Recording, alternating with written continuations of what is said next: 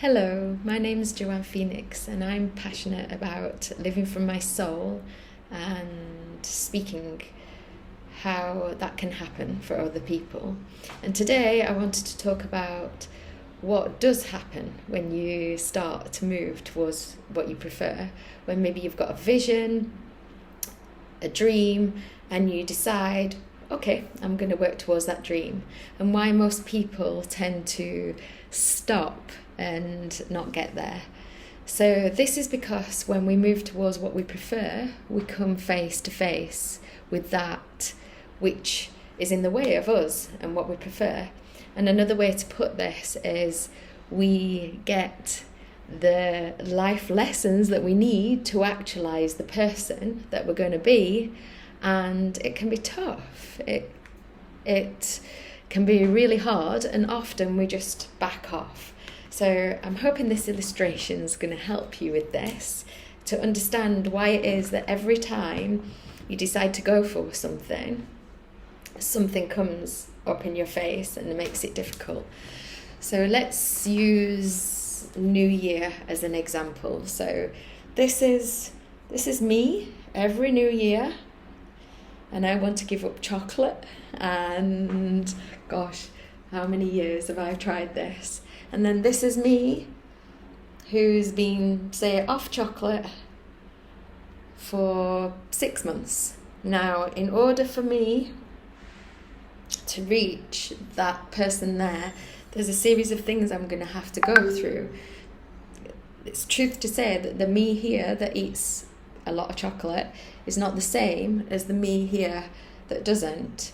These two versions of me do very different things. They respond differently to things. So just to give you an example, it's January the 1st and I've decided I'm not eating chocolate anymore. I don't have the leftover Christmas cake for the sugar. Let's say I go all in and I decide I'm not going to have sugar because that's going to make me want to crave chocolate. So I get to January the 1st and I do really well. I'm very motivated. I've made this decision. New Year's Eve, I ate all the sugar in the house, threw all the rest of it away, and I'm ready and I'm motivated. So I do really, really well on January the 1st, and I feel really, really proud of myself. And then time goes on, I might join the gym, as everybody does. I'm feeling really good, I'm feeling really motivated. And then somewhere around mid-January, I get invited to a friend's house in a social gathering, and for dessert she's got chocolate cake.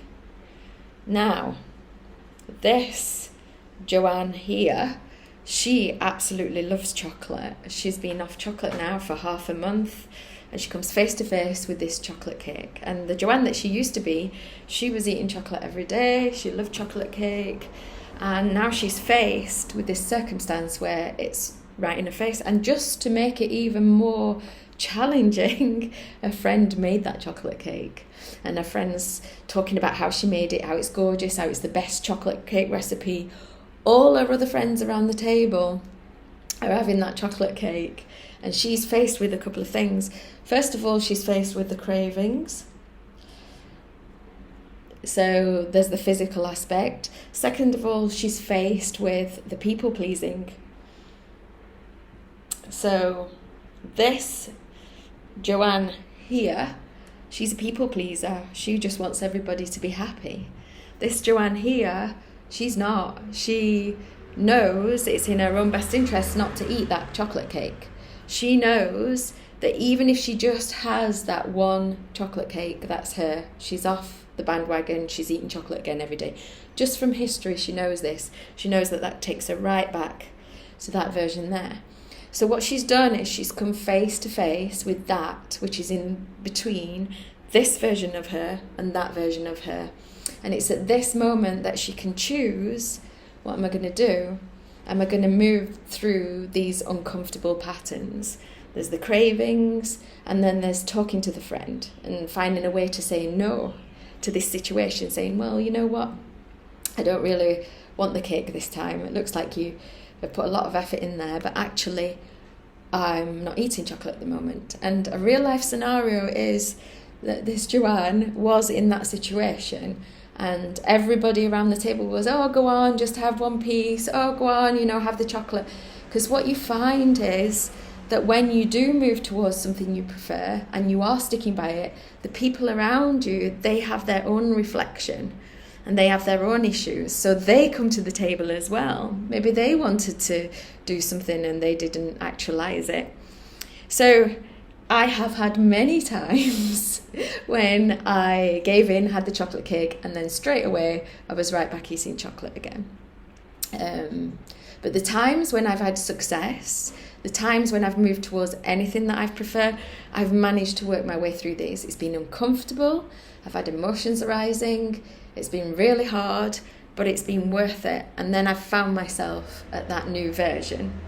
So I hope that helps. You can apply it to any scenario in your life. There are not many exceptions to this rule when you're moving towards something that you don't normally do.